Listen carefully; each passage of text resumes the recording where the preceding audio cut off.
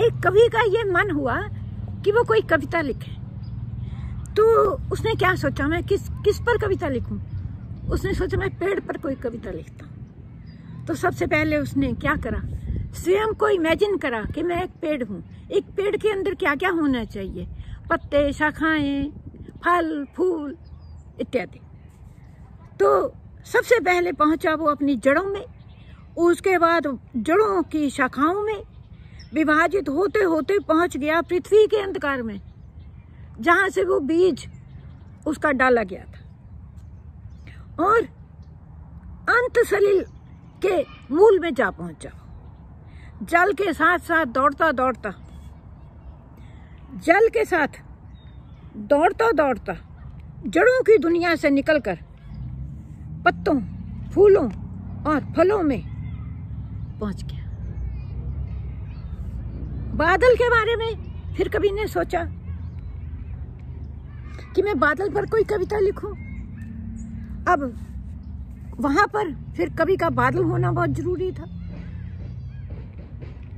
तो कविता लिखने के लिए ही इमेजिन कि मैं एक बादल हूं। तो एक बादल में क्या क्या होना चाहिए?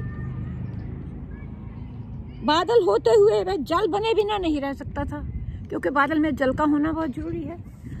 तो बादल में वह जल बने बिना नहीं रह सकता था। आसमान को देखा, आसमान को देखा तो वो ललचाया, और उसका मन हुआ कि वह लिखे कविता आसमान के बारे में। उसको मन हुआ कि वह कविता लिखे आसमान के बारे में। फिर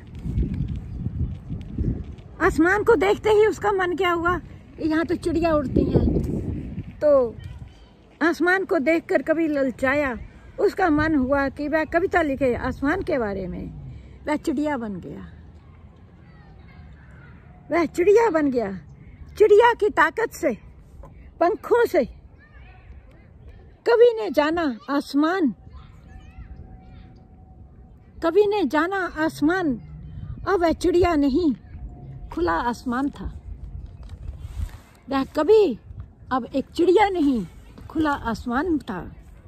वह सब पर लिखने से क्या होती है कविता? कवि ने सोचा इन सब पर लिखने से क्या मेरी कविता पूरी हो गई? नहीं। पेड़ हो या बादल, चिड़िया हो या आसमान, कवि ने सोचा वह लिखेगा कविता उनके बारे में जिनसे ये सृजन हुआ है, जो इन सब का, जिसकी वजह से ये सारी प्रकृति है। इसलिए कवि ने ईश्वर को लाना होगा। उसने सोचा अब मुझे ईश्वर को इन्वॉल्व करना पड़ेगा कविता के केंद्र में। ईश्वर था चालाक, वह मानव की बुद्धि से खेलता था। जहां वह होता था वहां वो नहीं होता था, जहां वो नहीं होता था वहां वो प्रेजेंट होता था। और कई बार उसकी उपस्थिति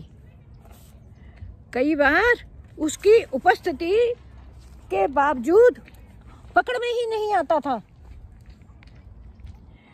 भगवान की उपस्थिति के बावजूद भी वह कभी कभी दिखता ही नहीं था। कवि को ईश्वर का यह विवादग्रस्त खेल समझ में नहीं आया। कवि को भगवान की ये विवादग्रस्त स्थिति का खेल समझ में नहीं आया। ईश्वर से नहीं मिल पाया। वो कविता में होने के बावजूद भी वो ईश्वर को पहचान नहीं सका, ईश्वर से नहीं मिल पाया। तो अंत में सोचा कवि ने कि अब तो बस मनुष्य पर ही कविता लिखी जाए। तो उस दिन से उस कवि ने दीनहीन, गरीब, फकीर, भिखमंगे, इन लोगों पर कविता लिखनी शुरू करी। तो उस दिन से वो कवि लेखक बन गया, कवि बन गया, उसका नाम पैदा हो गया।